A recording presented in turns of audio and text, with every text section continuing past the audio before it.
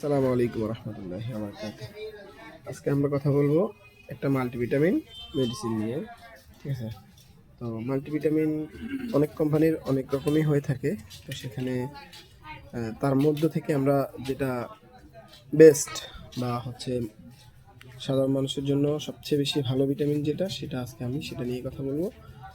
তো সেই মেডিসিনটা হচ্ছে অ্যাটোস সিনিয়র এবং অ্যাটোস প্রিমিয়ার।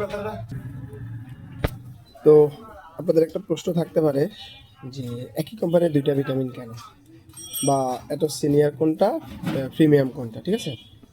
তো বিস্তারিত বলতে গেলে এটা সিনিয়র, যেটা সিনিয়রটা হচ্ছে 50+, যাদের বয়স 50 থেকে 50-এর উপরে তাদের জন্য হচ্ছে সিনিয়র। আর 18 থেকে 50-এর নিচে যারা আছে তাদের জন্য হচ্ছে প্রিমিয়ামটা।